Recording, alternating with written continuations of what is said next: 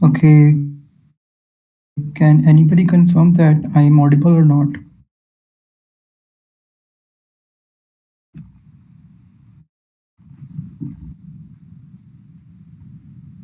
मेरी आवाज़ आ रही है सबको? Okay, जी, जी, बिल्कुल आ रही है let me आपकी start. आवाज़।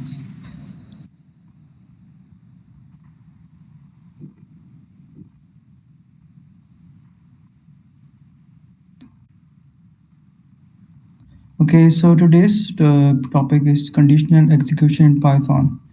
तो इसमें देखेंगे हम कि कंडीशनल एग्जीक्यूशन से हम किस तरह के टास्क परफॉर्म करवा सकते हैं। वो टास्क हो सकते हैं कि हमने किसी स्टूडेंट की ग्रेडिंग करनी है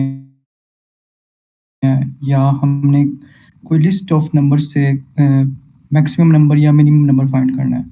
तो इस तरह के टास्क हम कंडीशनल एग्जीक्यूशन से करवा सकते हैं इन पाइथन, और ये एग्जीक्यूशन डेटा एनालिसिस में बहुत ज़्यादा यूज़ होती है। तो सबसे पहले देखते हैं कि जो लॉजिकल एक्सप्रेशंस हैं, उनकी मदद से जो लॉजिकल एक्सप्रेशंस यूज़ होते हैं कंडीशनल एग्जीक्यूशन में, वो कौन-कौन से हैं। तो सबसे पहला है हमारे पास, मैं यहाँ पे वीएस कोड ओपन किया हुआ है और यहीं पे मैं कोड परफॉर्म करता हूँ। तो सबसे पहला मेरे पास डबल इक्वल का साइन, जिसे कहते हैं कंपैरेटिव ऑपरेटर या कंपैरिजन ऑपरेटर।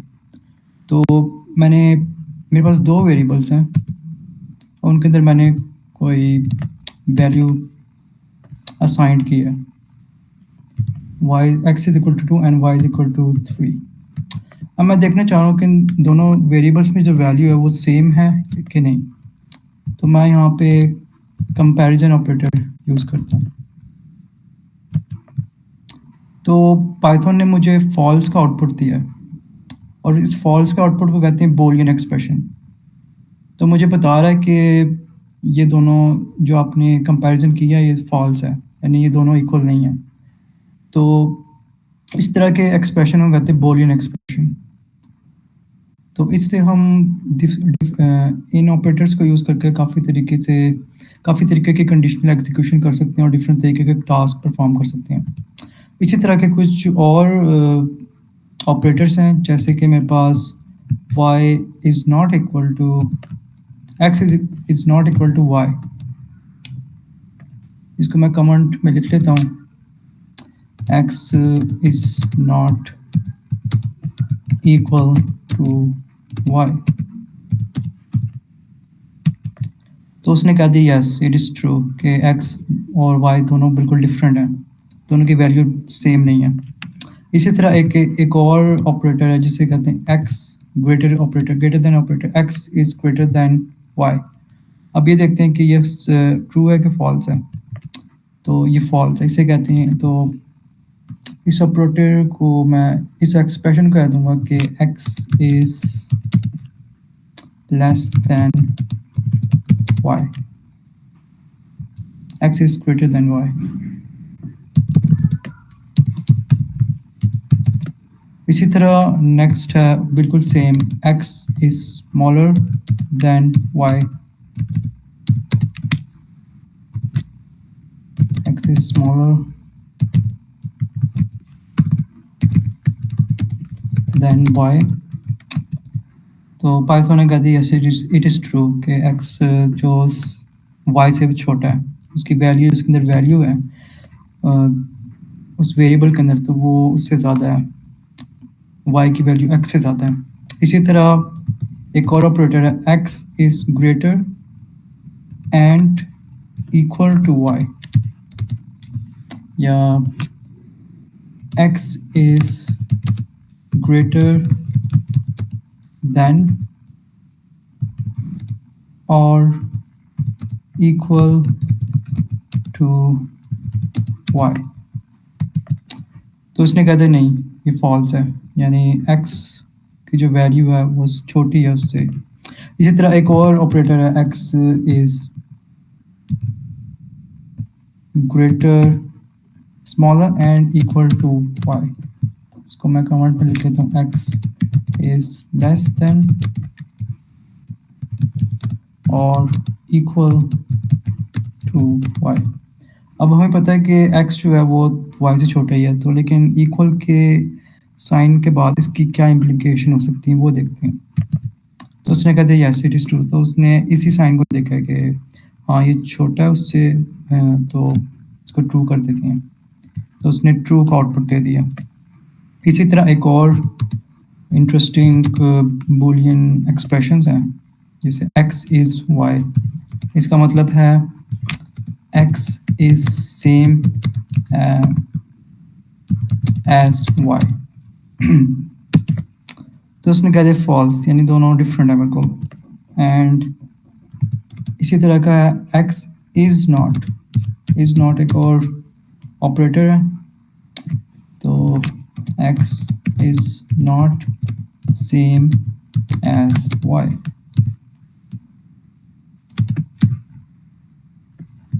तो यहाँ पे उसने कह दिया यस इट इज़ ट्रू। तो इस तरह के एक्सप्रेशन से हम कंडीशनल, आगे देखेंगे कंडीशनल एग्जीक्यूशन कैसे कर सकते हैं हम लोग। तो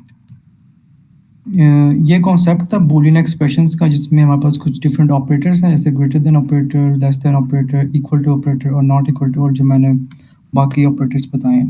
तो इन ऑपरेटर्स को यूज़ करके हम डिफरेंट एग्जीक्यूशंस, कंडीशनल एग्जीक्यूशंस कर सकते हैं। अब नेक्स्ट है लॉजिकल ऑपरेटर्स। अब लॉजिकल ऑपरेटर्स कैसे यूज़ कर सकते हैं, इसको एग्जांपल से देख लेते हैं। ये इसमें है एंड और एंड नॉट। तो जैसा कि इंग्लिश से जाहिर हो रहा है, तो इनका मतलब इस एग्जांपल से देखते हैं। x is greater then 0 and x is smaller than 10। अब जब ये दोनों एक्सप्रेशंस ट्रू होंगे तो तभी मुझे ट्रू का आउटपुट मिलेगा, यानी एंड का मतलब है कि दोनों को ट्रू होना पड़ेगा, तभी मुझे जो आउटपुट है वो ट्रू मिलेगा। इस तरह के हम जो फिनोमेना या जो इस तरह के एग्जांपल्स हैं वो हम इलेक्ट्रॉनिक्स में देखते हैं। जैसे हमारे पास एंड गेट है, तो इसको देखते हैं कि इसका आंसर क्या होता है। तो उसने कहा था यस इट इज़ ट्रू कि x पॉजिटिव नंबर है लेकिन 10 से छोटा है, यानी सिंगल डिजिट नंबर है। इसी तरह एक और एग्जांपल देखते हैं। x इज़ ग्रेटर देन 0 और x इज़ स्मॉलर दैन 10। अब उसने इस केस में भी एक कह दिया कि ट्रू है। अगर मैं इसको यहाँ पे 2 कर दूँ या 1 कर दूँ, फिर भी ये ट्रू कह रहा है, क्योंकि इनमें से एक का ट्रू होना लाजमी है। लेकिन ऊपर वाली एक्सप्रेशन में दोनों का ट्रू होना लाजमी है, तभी हमें आउटपुट ट्रू मिलेगा। और नेक्स्ट एक्सप्रेशन है नॉट की। Not x is y। अब नॉट के एक्सप्रेशन से ये मदद मिल रही है, यानी हमें ये देखने को मिल रहा है कि जब x ग्रेटर देन y होगा और साथ में नॉट लग गया, तो फिर हमारे पास देखते हैं क्या आउटपुट आता है। तो उसने ट्रू कह दिया इसको, यानी ये नेगेट कर रहा है। अगर नॉट की इम्प्लीकेशन ये है कि वो इसको फॉल्स करे, जब ये फॉल्स होगा तो हमें ट्रू का आंसर मिल जाएगा। तो इसकी सारी इम्प्लीकेशंस ये हैं। तो हमारे पास ये लॉजिकल कुछ ऑपरेटर्स हैं, इसकी मदद से हम कंडीशनल एग्जीक्यूशंस कर सकते हैं। इसी तरह हमारे पास अब कंडीशनल एग्जीक्यूशंस की मदद से हम कुछ कोड बिल्ड करते हैं और कुछ सिंपलर टास्क परफॉर्म करवा सकते हैं। और इसका सिंटैक्स ये है कि हमारे पास इफ़ की कंडीशन है और साथ में आगे इफ़ है, उसके बाद हमने कोई कंडीशन लिखना है, उसके बाद हमने सेमीकोलन डालना है और इंडेंटेड ब्लॉक में हमने कोई स्टेटमेंट लिखनी है जो हम टास्क परफॉर्म करवाना चाह रहे हैं। तो मैं एक सिंपल सा टास्क लेता हूँ कि मैं देखना चाह रहा हूँ कि x पॉजिटिव है कि नहीं। अगर x पॉजिटिव है तो मुझे एक आउटपुट मिल जाना चाहिए या कोई आंसर मिल जाना चाहिए कि जिससे मुझे पता लग जाए कि वो पॉजिटिव है। फॉर एग्जांपल मैं देखता हूँ if x is greater then 0 print x is a positive number. अब ये जो इफ़ की कंडीशन है, ये पहले इस स्टेटमेंट को चेक करेगी। अगर ये ट्रू है, तो उसके बाद ही ये जो प्रिंट की कमांड है, ये परफॉर्म होगी इस कोड में। तो उसने प्रिंट कर दिया कि x is a positive number. अब मैं यहाँ पे x को कह देता हूँ -2। अब देखते हैं क्या होता है। अब x तो नेगेटिव है। अब देखते हैं कि इसके बाद इसकी क्या इम्प्लीकेशन हो सकती है इस कोड के ऊपर। तो उसने इसको परफॉर्म नहीं किया क्योंकि हमने आगे उसको कोई और कमांड नहीं दी और कोई ऑप्शन नहीं दिया। तो इसको मैं एल्स की फॉर्म में लिख देता हूँ कि अगर नेगेटिव है, यानी दूसरी ऑप्शन है कोई, तो वो उसको चूज़ करे। x is negative. तो उसने इसको एग्जीक्यूट नहीं किया, तो वो नीचे वाली एल्स पे मूव कर गया और फिर उसने इसको एग्जीक्यूट कर दिया। लेकिन अगर मैं इसको पॉजिटिव करता हूँ, तो वो ऊपर वाले को सिर्फ एग्जीक्यूट करेगा। तो इसके 2 ब्रांचेस हैं इस कोड की। इसको हम एक फिगर से देख सकते हैं इजीली। फॉर एग्जांपल मेरे पास x की कोई वैल्यू है। सबसे पहले x इस फ्लो चार्ट में देखा जा सकता है कि इस जो हमारे पास ये रोहम्बस सी है, इसकी 2 ब्रांचेस हैं। अगर x ग्रेटर देन 0 है, तो वो ये प्रिंट की ऑप्शन को चूज़ करता है और प्रिंट की ऑप्शन को चूज़ करके इसको परफॉर्म करता है, इसको एग्जीक्यूट करता है। अगर x की ऑप्शन 0 नहीं है, तो वो नीचे वो इसको छोड़ के कोई आउटपुट नहीं देता, जैसे कि आपने पहले देखा बगैर जब आपने एल्स नहीं लगाया था। इसी तरह एक और छोटा सा कोड बना लेते हैं। फॉर एग्जांपल मैं देखना चाह रहा हूँ कि x डिविजिबल बाय 2 है कि नहीं। तो मैं देखता हूँ if x has a remainder of 0 when divided by 2 is then it should give the print it should give the output of in form of a string like x is even, else print x is odd। तो इस code में सबसे पहले ये वाली line execute होगी। अगर ये अगर ये कंडीशन फुलफिल होती है, तो फिर ये प्रिंट हो जाएगा। अगर ये फुलफिल नहीं होगी, तो ये वाली जो स्टेटमेंट है, ये एग्जीक्यूट होगी। तो इस केस में x इज इक्वल टू 2 है, यानी ये 2 से डिविजिबल है, तो हमारे पास x एक इवन नंबर है। अगर मैं इसको यहाँ पे 3 कर दूँ, तो ये कंडीशन फुलफिल नहीं होगी और ये वाली लाइन एग्जीक्यूट होगी। So in that case x is odd. तो इस तरीके से हम छोटे-छोटे प्रोग्राम बना के इस तरह की कैलकुलेशन या कंप्यूटेशन देख सकते हैं। तो इसको एक पिक्टोरियली देख लेते हैं कि हमारे पास इस प्रोग्राम में 2 चॉइसेस हैं, 2 ब्रांचेस हैं। अगर ये स्टेटमेंट कंडीशन फुलफिल होती है, तो हमारे पास ये वाली प्रिंट की कमांड एग्जीक्यूट होगी। अगर नहीं फुलफिल होती, तो ये वाली प्रिंट की कमांड एग्जीक्यूट होगी। और इन दोनों को लिखने के लिए हमने इफ़ एंड एल्स का कॉन्सेप्ट यूज़ किया है।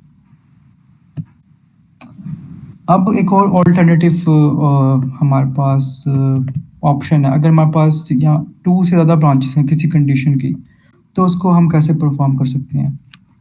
तो फॉर एग्जांपल मेरे पास 2 नंबर्स हैं, x is equal to 2 and y is equal to 3, जैसा कि हमने इस फर्स्ट एग्जांपल में देखा था। तो यहाँ पे 3 चॉइसेस हैं कि x y से छोटा हो सकता है, x could be greater than y, और x could be equal than y। तो हमारे पास 3 पॉसिबिलिटीज़ हैं। तो इन 3 पॉसिबिलिटीज़ की वजह से हम कोड को अल्टरनेटिव वे में लिख सकते हैं, और इसमें इफ़ एल्स के साथ एक और ऑपरेटर यूज़ कर सकते हैं या कंडीशन यूज़ कर सकते हैं, जिसे कहते हैं इफ़ एल, जो एब्रीविएशन है इफ़ एल्स का। तो सबसे पहले मैं देखता हूँ कि if x is greater than y, then print x is less than y. Another possibility is that if x is smaller than y, okay, इसमें गलती थोड़ी, इसको मैं smaller कर देता हूँ, x is greater than y,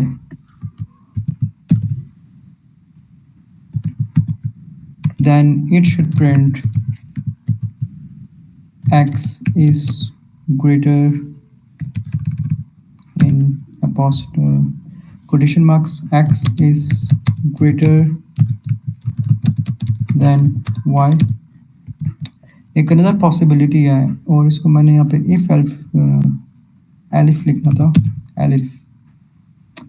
और एक और पॉसिबिलिटी है कि else print x is equal to y। अब यहाँ पे मैंने जो तीसरी लाइन है, जो थर्ड कंडीशन है, उसको मैंने लिखा नहीं है एक्सप्लिसिटली। इसको लिख भी सकते हो, नहीं भी लिख सकते, क्योंकि ये ऑब्वियस सी बात है, अगर दोनों कंडीशन फुलफिल नहीं होती तो एक एक कंडीशन बचती है कि दोनों बराबर हैं। तो मैं इस कोड को एग्जीक्यूट करता हूँ, तो देखता हूँ कि क्या मुझे आउटपुट मिलता है। बज़ाहिर तौर पे देख सकते हैं कि x स्मॉलर देन y है, तो मुझे ये वाली आउटपुट मिलनी चाहिए। तो मुझे ये आउटपुट मिली x is less than y। अगर मैं इसको 3 कर दूँ तो वो इन दोनों ऑप्शंस को, इन दोनों कंडीशंस को इग्नोर करेगा और ये लास्ट वाली जो ऑप्शन है उसको प्रिंट कर देगा, x is equal to y। तो इस तरीके से हम अपने कोड को एक्सटेंड कर सकते हैं और इसकी जो वर्सटैलिटी है या डाइवर्सिटी बढ़ा सकते हैं अपने कोड की, उसको मोर जेनेरिक बना सकते हैं। इसी तरह हम कंडीशंस के अंदर कंडीशंस भी अप्लाई कर सकते हैं, जिसे हम कहते हैं चेन कंडीशनल्स या चेन कंडीशनल्स एग्जीक्यूशंस। इसका सिंटैक्स बिल्कुल सिंपल सा है कि हमने इफ़ उसी तरह इफ़ की कंडीशन यूज़ की, देन एलिफ, देन एल्स, और अगर यहाँ पे code block if none of the conditions are met, तो ये है नेस्टेड कंडीशन, सॉरी। तो condition inside other conditionals, useful for problems requiring layered decisions. Be cautious, over nesting can reduce code readability. तो इसको देखते हैं कि इस सिनेरियो में हमारे पास कोड की क्या फॉर्म होती है और इससे जो कॉम्प्लेक्सिटी है वो कैसे अराइज होती है। फॉर एग्जांपल, मैं इसी कोड को अब नेस्टेड फॉर्म में लिखता हूँ। तो मैं देखता हूँ कि if x is equal to y, मैंने इसको सबसे पहले लिख लिया, इस कंडीशन को जो मैंने इस प्रीवियस कोड में एक्सप्लिसिटली नहीं लिखी थी। तो मैं इसको लिख देता हूँ print x is equal to y। और अब मैं इन जो दो कंडीशन, इनको एज अ नेस्टेड कंडीशनल्स लिखता हूँ। तो मैं एल्स के अंदर, अब दो ऑप्शन है मेरे पास एल्स के बाद, कि वो x could be greater than y और could be smaller than y। तो मैं इसको लिख लेता हूँ if x is smaller than y, print x is less than y, else print second जो हमारे पास कंडीशन है वो ऑब्वियस है, तो मैं इसको लिख लेता हूँ x is greater than y।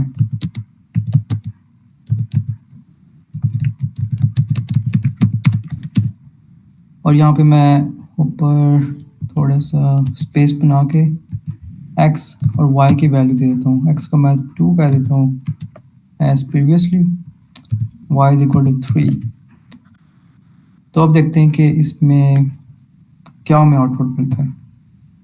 होना तो ये चाहिए कि मुझे मिलना चाहिए x is less than y, तो मुझे यही मिला। तो इसने इस केस में इसको इग्नोर किया। It moves to the else condition, then it moves into the nested conditionals that are giving the conditions of two kinds, like x is greater than y and x is smaller than y। लेकिन इससे जो code की जो हमारे पास complexity है वो बढ़ गई, और उसकी रीडेबिलिटी जो है वो भी हिंडर्ड हुई है। तो इस तरह की मोस्टली जो प्रोग्राम्स है, लेंथी प्रोग्राम है, उसमें इस तरह के सिनेरियो को इग्नोर किया जाता है और इसकी जगह एलिफ की कंडीशन यूज़ की जाती है जो हमने ऊपर यूज़ की है।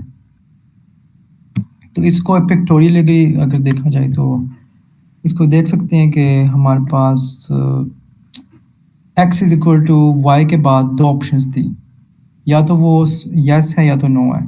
अगर नो है तो उसके बाद दो कंडीशंस थी कि x is smaller than y, then it is true और इट इज़ फॉल्स। तो इस तरह से हम कंडीशनल्स एग्जीक्यूशंस कर सकते हैं। अब हमारे पास हमने प्रीवियस लेक्चर्स में देखा था कि हमने जब कोई कंपैरिजन किया था, यानी हमने जैसे मैंने असाइनमेंट दी थी, उसमें मैंने कहा था कि सेल्सियस को फ़ारेनहाइट में चेंज करने और यूज़र से इनपुट मांगा था। अगर यूज़र इनपुट में इंटीजर की जगह कोई और स्ट्रिंग मुझे दे देता है तो इसको हैंडल करने का तरीका क्या है। तो हमने देखा था कि उस केस में जो यूज़र की वजह से जो गलत इंफॉर्मेशन दी जाती है, उसकी वजह से जो पाइथन है वो हमें एरर देता है। तो उस एरर को हम ग्रेसफुली कंडीशनल एग्जीक्यूशन से कैसे एग्जीक्यूट कर सकते हैं, तो वो देखते हैं। सबसे पहले देखते हैं कि वो हमारे पास जो एरर है वो कैसे प्रोड्यूस हो सकता है। जैसे मैंने कोई इनपुट वेरिएबल इनिशियलाइज करवाया और यूज़र से कहा कि मुझे फ़ारेनहाइट में एंटर टेम्परेचर इन फ़ारेनहाइट, इसको मैं ऐसे लिख देता हूँ।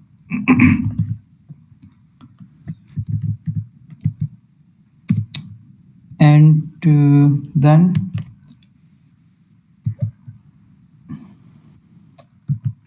इसको वो करे फ्लोट में कन्वर्ट उस इनपुट को। देन फिर जो हमारे पास यूज़र से हमने इनपुट लिया उसको हम सेल्सियस में कन्वर्ट करना चाह रहे हैं। तो फिज़िक्स में मोस्टली हाई स्कूल फिज़िक्स में हम एक जनरल फार्मूला यूज़ करते हैं जो मैं यहाँ पे यूज़ कर रहा हूँ। 32.0 multiply by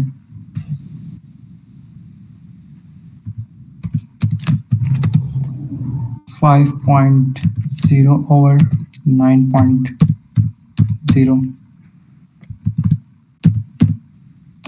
and print the Celsius temperature। अब पाइथन ने मुझसे इनपुट मांग लिया है जो इस स्टेटमेंट की वजह से यहाँ पे आ रहा है। तो मैं अगर इसको सही इनपुट देता हूँ, तो मैं इसको दे दूँ 32 फ़ारेनहाइट टेम्परेचर है मेरे पास, तो इसको सेल्सियस में कन्वर्ट करो, एंटर। तो उसने 0 दे दिया, यानी दोनों जो इस स्केल में दोनों जो हमारे पास टेम्परेचर है वो इक्वल है। लेकिन अगर मैं इसको करता हूँ, इसको दे देता हूँ कोई स्ट्रिंग के I don't know the temperature। अब देखते हैं पाइथन इसको कैसे डील करता है। पाइथन ने एक लंबा सा मुझे एरर दे दिया, ट्रेस बैक एरर, कि could not convert string to float, I don't know the temperature। अब इसको इस तरीके से इस तरह का एरर है, इसको ग्रेसफुली हैंडल करने के लिए मेरे पास दो तरह के ऑपरेटर्स हैं जिसे कहते हैं ट्राई एंड एक्सेप्ट। अब ट्राई में वो कोड रखूँगा जो मैं एग्जीक्यूट करवाना चाह रहा हूँ, और अगर ये कोड जो ये कंडीशन है फुलफिल नहीं होती, जैसे हमारे पास यूज़र को गलत इन्फॉर्मेशन दे देता है इंटीजर की जगह, तो मेरे पास एक्सेप्ट की जगह ये वाला ऑप्शन भी होना चाहिए कि ताकि जो एरर है वो ग्रेसफुली हैंडल हो सके।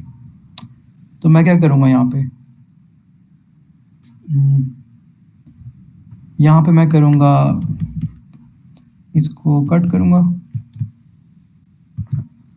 Then I will use for example मैं इनपुट पहले ले लूँगा ट्राई एंड एक्सेप्ट से पहले, कि यूज़र से मांगूँगा कि give me the temperature in Fahrenheit.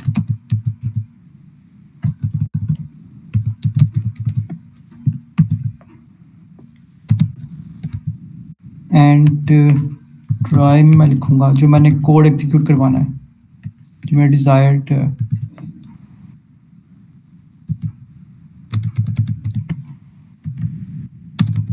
तो मैं इसको इंडेंट करूँगा।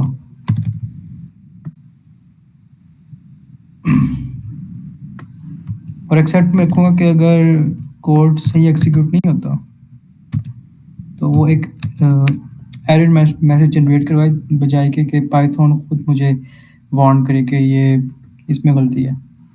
तो मैं प्रिंट करवा लूँगा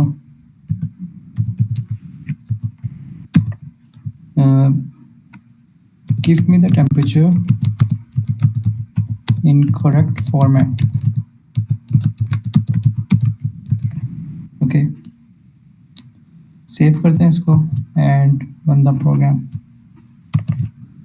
अब पाइथन ने मुझसे मांगा give me the temperature in Fahrenheit, तो मैं वही दोबारा लाइन एग्जीक्यूट करता हूँ, I don't know the temperature.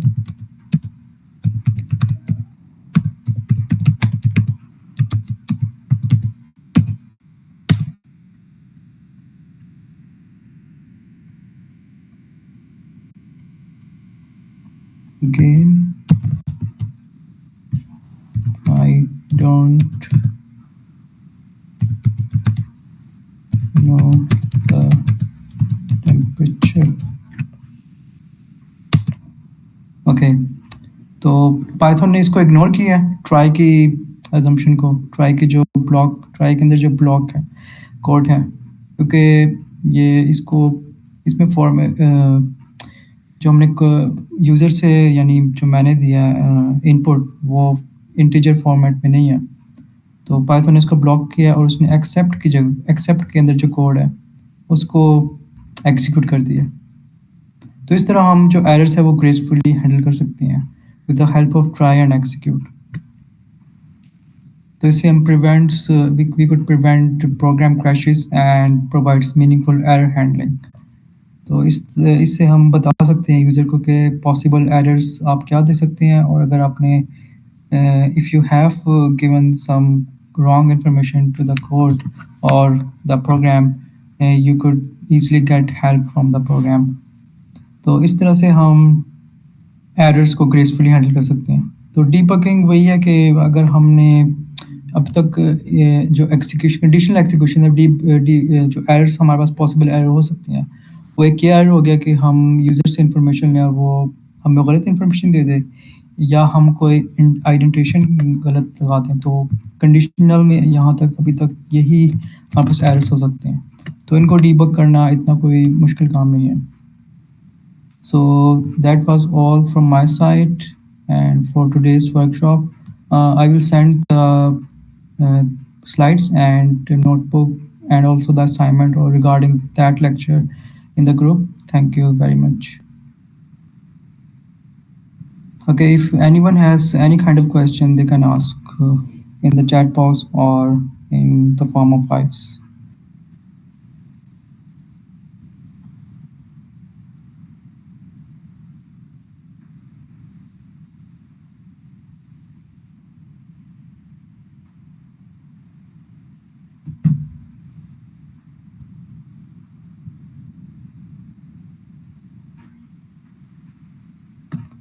Okay, I think nobody has any kind of questions. So thank you for attending this insightful uh, presentation or workshop. We will Continue tomorrow